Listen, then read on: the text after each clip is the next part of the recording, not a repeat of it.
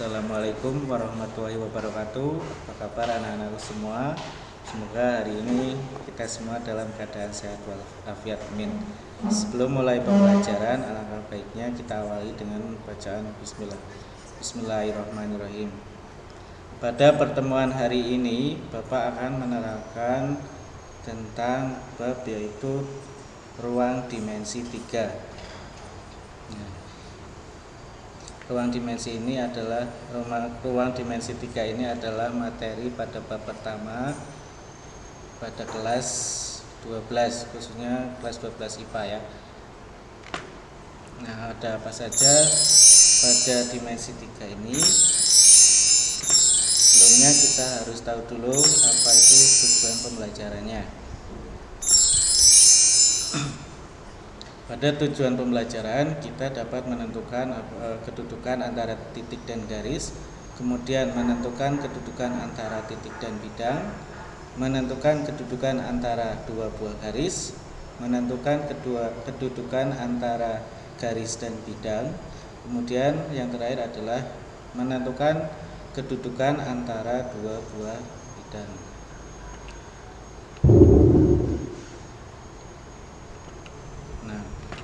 Ini peta konsepnya. Pada ruang dimensi 3 ini ada bangun ruang sisi datar. Nah, bangun ruang sisi datar itu ada kubus, kemudian balok, limas, dan masih banyak lainnya. Kemudian unsur-unsur ruang dimensi 3 yang harus kita ketahui yaitu tentang apa itu titik, kemudian apa itu garis, dan apa itu bidang. Kemudian ada tentang kedudukan titik, garis, dan bidang. Nah, pada kedudukan titik, garis, dan bidang nanti kita dapat menentukan atau menghitung tentang berapa panjang titik terhadap garis, kemudian titik terhadap bidang, dan jarak antara dua garis, jarak garis terhadap bidang, dan jarak antara dua bidang. Nah, yang pertama, kedudukan antara titik, garis, dan bidang dalam ruang dimensi 3. Nah, sebelumnya masih ingatkah kalian mengenai unsur-unsur dalam ruang dimensi 3? Mari kita ingat kembali bersama-sama. Nah, unsur-unsur dalam ruang dimensi 3 itu ada beberapa, yaitu salah satunya pertama titik. Nah, sebuah titik tidak memiliki suatu dimensi yang pasti. Sebuah titik hanya dapat digambarkan dengan memakai tanda noktah, kemudian dibubuhi dengan nama titik itu sendiri. Misalkan seperti ini. Nah, sebuah titik atau noktah, kemudian untuk nama titiknya kita tulis dengan huruf kapital. Nah, ini yang disebut dengan titik A dan titik B, ya. Kemudian garis. Apa itu garis? Sebuah garis dapat diperpanjang sekehendak kita. Namun, mengingat terbatasnya bidang gambar, sebuah garis hanya dilukiskan sebagian saja. Bagian ini disebut wakil garis atau ruas garis. Garis hanya mempunyai ukuran panjang, tapi tidak mempunyai ukuran lebar. Nama dari sebuah garis dapat ditentukan dengan menyebutkan nama wakil garis itu dengan memakai huruf kecil atau menyebutkan nama wakil garis dari titik pangkal ke titik ujung. Misalkan, nah ini ada ruas garis, kemudian kita kasih huruf kapital yaitu A dan B. Nah, dari garis ini bisa kita tulis dengan nama garis AB atau kita tulis dengan huruf kecil. Di sini kita namakan dengan garis G. Oke, untuk selanjutnya bidang. Sebuah bidang dapat diperluas seluas-luasnya. Pada umumnya, sebuah bidang hanya dilukiskan sebagian saja yang disebut sebagai wakil bidang. Wakil suatu bidang memiliki ukuran panjang dan lebar. Gambar wakil bidang biasanya berbentuk persegi, persegi panjang, atau jajar genjang. Nama dari suatu bidang dituliskan di daerah pojok bidang dengan memakai simbol tertentu. Misalkan, nah ini ada sebuah bidang, kita namakan ini adalah bidang alfa. Kemudian ini bidangnya berbentuk jajar genjang, kita namakan dengan nama bidang beta. Oke, untuk selanjutnya, kedudukan titik terhadap garis dan titik terhadap bidang. Oke. Nah, pertama, kedudukan titik terhadap garis. Perhatikan, misal diberikan sebuah titik A, ini ya, titik A. Nah, di sini titik A, garis G, dan titik B dengan ilustrasi sebagai berikut.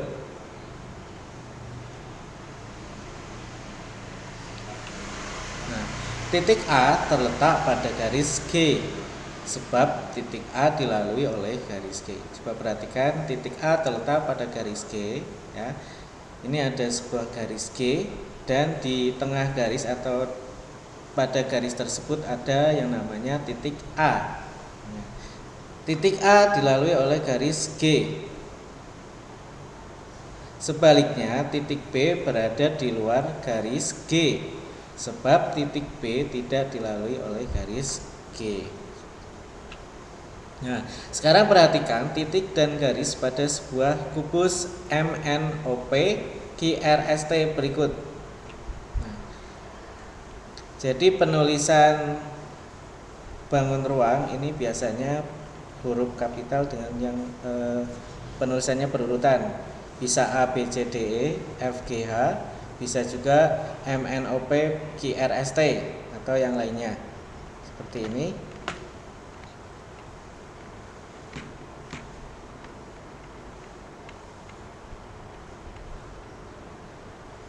Nah, di sini kita sebut sebagai kubus MNOP QRST. Nah, segmen garis QR merupakan wakil garis G.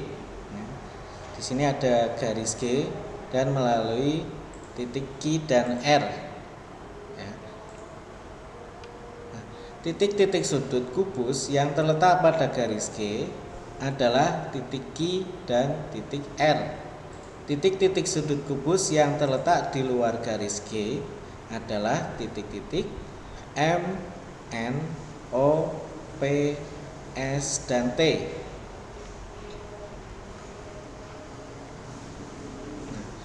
Kedudukan titik terhadap bidang. Misal diberikan dua buah titik, yaitu titik A dan B, serta suatu bidang, yaitu bidang alfa, dengan ilustrasi sebagai berikut. Nah, ini ada titik A, kemudian titik B, dan ada sebuah bidang yang berbentuk jajaran genjang. Nah, ini kita namakan bidang tersebut adalah bidang alfa. Titik A terletak pada bidang alfa sebab titik A dapat dilalui oleh bidang A. Sebaliknya, titik B terletak di luar bidang A atau alfa sebab titik B tidak dapat dilalui oleh bidang alfa. Nah, selanjutnya perhatikan titik dan bidang pada kubus A, B, C, D, E, F, G, H berikut ini. Nah, ini ada sebuah kubus, yaitu kubus A, B, C, D, E, F, G, H. Nah, yang kita tampilkan yang berwarna kuning ini disebutnya adalah bidang A, B, C, D. Kemudian ada bidang E, F, G, H. Kemudian ada bidang B, C, F, G. Selanjutnya bidang A, D, H, E. Bidang C, D, G, H atau CDHG. Kemudian ada bidang ABFE. Nah, kita misalkan bidang ABFE ini kita namakan sebagai bidang alfa, nah, atau bidang ABF ya sama. Bidang ABF merupakan wakil bidang A, ya. Jadi bidang ABF merupakan wakil bidang alfa. Titik-titik sudut kubus yang terletak pada bidang alfa adalah titik-titik A, B, E, dan F. Nah, sedangkan titik-titik sudut kubus yang terletak di luar bidang alfa adalah titik-titik C, D, G, dan H. Ya. Sambil diperhatikan gambarnya dan letak titik sudut dan bidangnya ya. Kemudian, nah sebagai sumber latihan kalian bisa mulai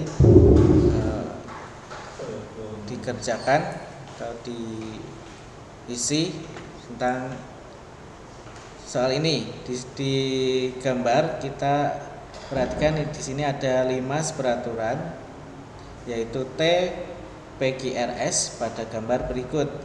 Nah, nanti bisa kalian isi untuk sebagai latihan. Yang pertama itu sebutkan titik-titik sudut limas yang terletak pada rusuk-rusuk sisi.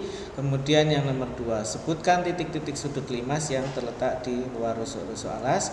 Yang ketiga, sebutkan titik-titik sudut limas yang terletak pada rusuk-rusuk alas. Yang keempat, sebutkan titik sudut limas yang berada di luar bidang alas.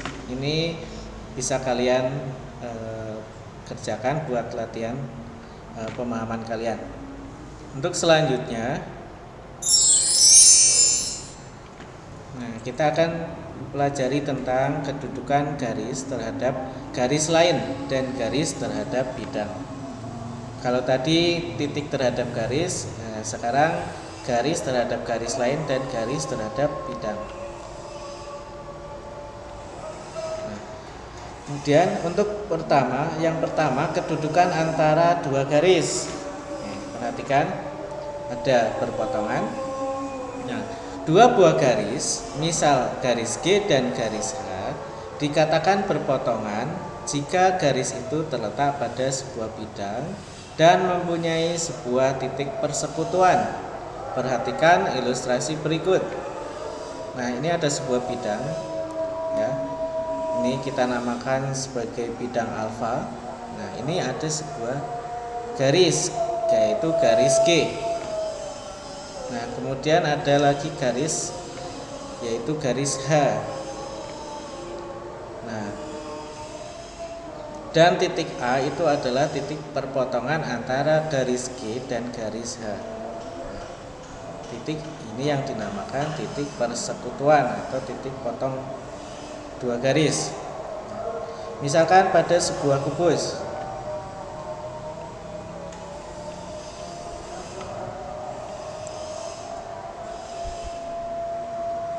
perhatikan ini kubus MNOP QRST ya. Nah, ini ada garis, misalkan ini kita sebut garis G, kemudian ada garis H. Nah, perpotongan antara garis G dan garis H ini disebut adalah titik persekutuan. Nah, pada kubus di sini titik persekutuannya atau perpotongannya kita namakan sebagai titik X ya. Nah, kemudian pada bidang NPRT, nah ini ada juga perpotongan atau garis pada bidang. Nah, ini ada perpotongan juga. Misalkan garis N dan garis M itu saling berpotongan dan membentuk sebuah titik persekutuan, yaitu titik Y ya. Perhatikan gambar kubus MNO PQRST di samping. Garis G dan garis H terletak pada bidang yang sama, ya, yaitu bidang QRST, dan memiliki sebuah titik persekutuan, yaitu titik X.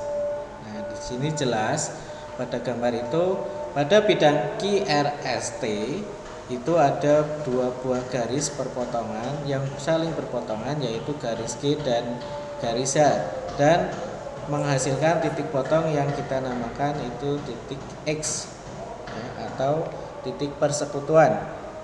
Nah, kemudian garis M dan N terletak pada bidang yang sama, yaitu bidang NPTR, dan memiliki sebuah titik persekutuan yaitu titik Y. Ya, di gambar jelas pada bidang NPTR memiliki dua buah garis yaitu M dan N yang saling berpotongan dan membentuk sudut atau membentuk titik perpotongan yaitu titik Y. Ya. Kemudian sekarang kedudukan antara dua garis. Yang pertama, sejajar. Dua buah garis, misal G dan H, dikatakan sejajar jika kedua garis tersebut terletak pada sebuah bidang, yaitu bidang yang sama, serta tidak memiliki satupun titik persekutuan. Jadi yang namanya sejajar itu tidak akan saling berpotongan atau mempunyai titik persekutuan. Perhatikan ilustrasi berikut ini. Nah, ini ada sebuah bidang, kita namakan sebuah bidang beta. Nah, ini ada sebuah garis G, kemudian garis H. Nah, sekarang perhatikan gambar garis pada kubus MNOP GRST berikut. Jadi pada bidang beta itu ada dua buah garis, yaitu G dan H.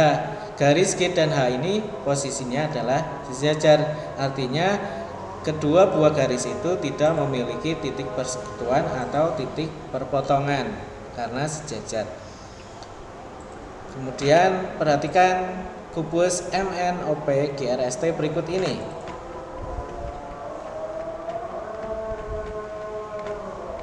Oke. Nah, ini kubus MNOP GRST. Di sini huruf O-nya ini ya, maaf ini karena mungkin di PPT-nya kurang. Jadi harusnya MNOP GRST ya. Selanjutnya, nah, pada bidang GRST ini misalkan ada garis antara garis TR atau kita namakan sebagai garis M. Kemudian NP kita namakan sebagai garis N. Nah, garis RT dan NP terletak pada bidang yang sama. Ya, perhatikan garis RT dan garis NP terletak pada bidang yang sama, yaitu bidang NPRT atau NPR atau NPTR bisa, serta tidak memiliki satupun titik persekutuan. Ya, maka dapat dikatakan bahwa garis RT dan NP itu sejajar.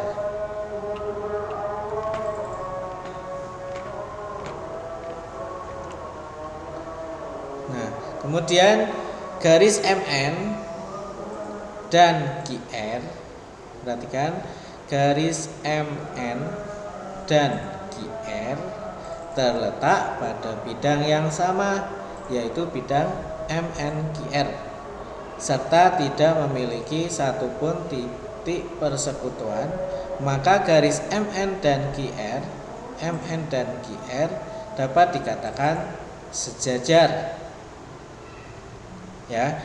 Kemudian selanjutnya kedudukan antara dua garis.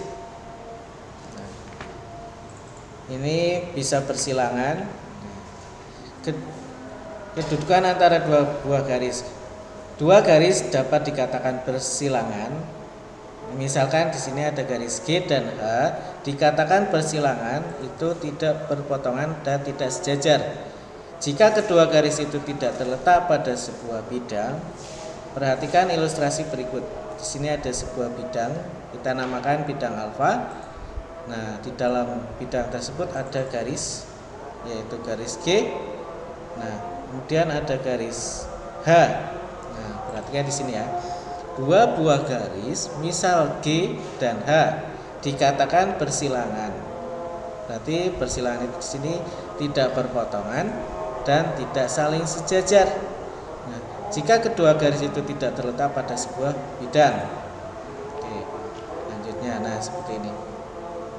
Ada garis atau bidang beta. Nah, nampak bawah garis G terletak pada bidang alfa.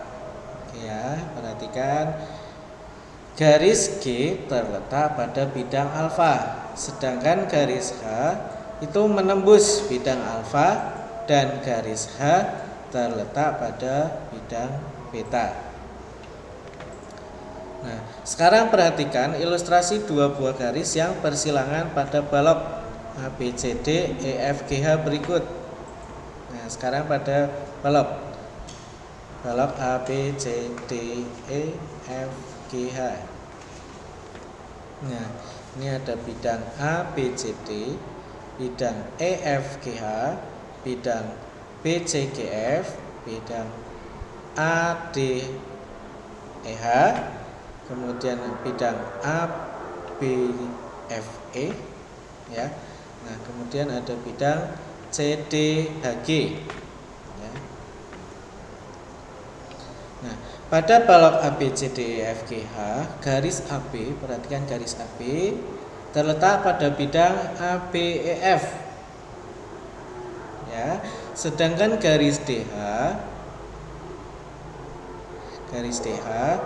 dan garis CG terletak pada bidang CDHG, sehingga garis AB dikatakan bersilangan dengan garis DH maupun dengan garis CG. Nah, sekarang kedudukan garis terhadap bidang. Perhatikan ilustrasi berikut. Misalkan ada sebuah bidang, kita namakan sebuah bidang Y. Kemudian ada garis di dalam bidang, yaitu garis A. Kemudian garis A merupakan garis yang terletak pada bidang Y, ya. Nah, kemudian ada garis B. Nah, garis B merupakan garis yang menembus bidang Y, ya. Ini contoh garis yang menembus pada bidang. Kemudian garis C. Garis C merupakan garis yang sejajar bidang Y, ya. Garis yang sejajar pada bidang.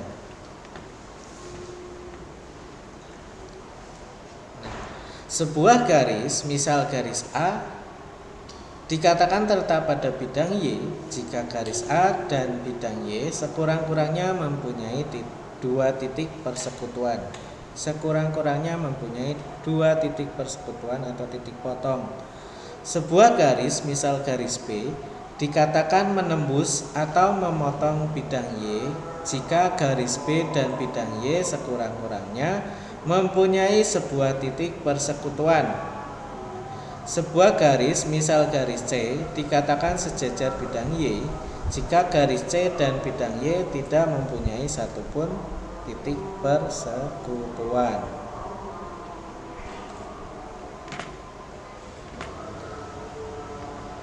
Sekarang perhatikan balok ABCD EFGH berikut ini.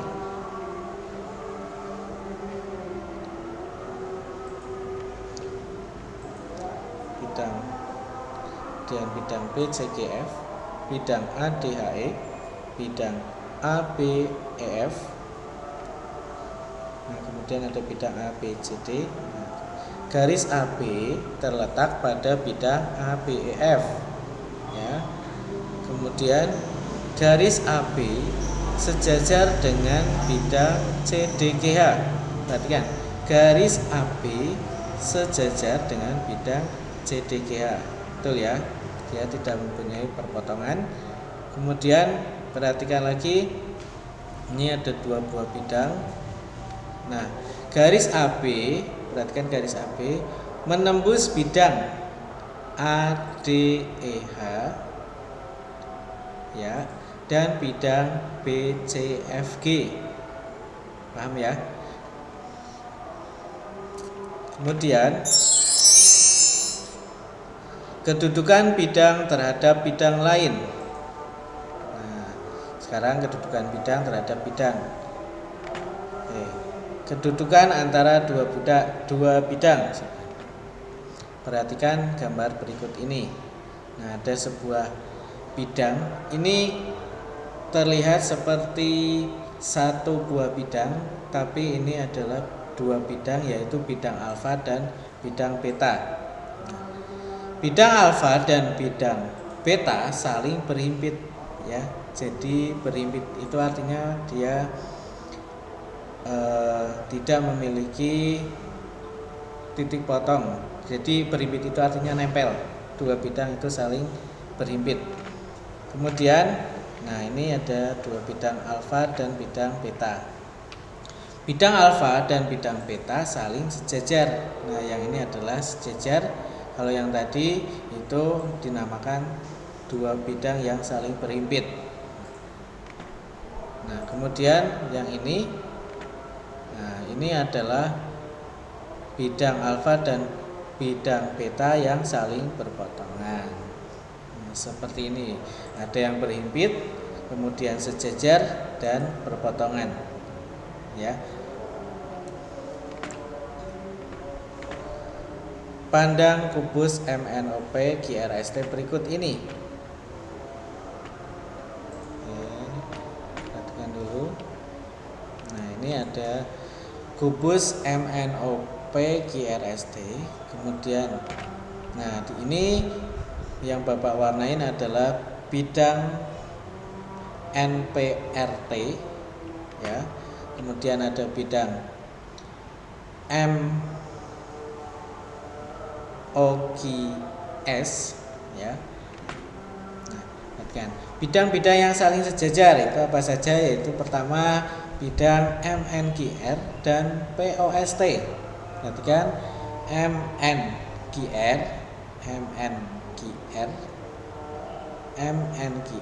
dan POST, ya. Dua bidang yang saling sejajar. Kemudian ada bidang NORS dan MPQT.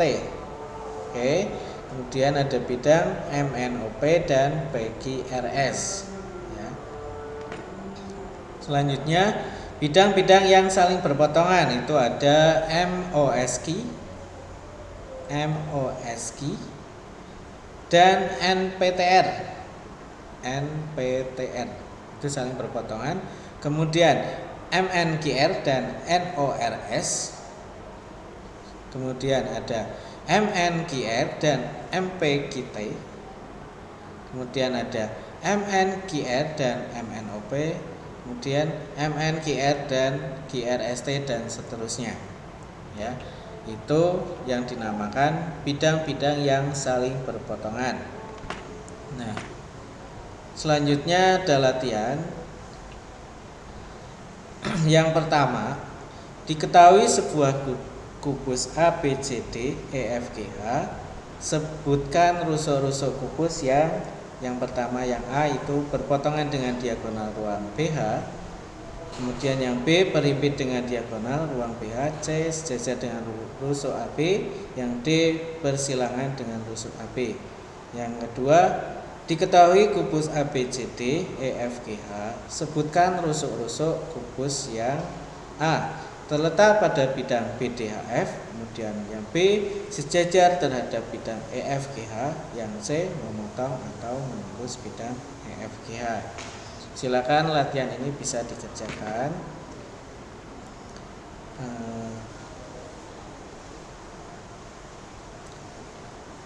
Untuk sebagai bahan latihan. Mungkin itu saja materi yang Bapak dapat sampaikan pada pertemuan hari ini.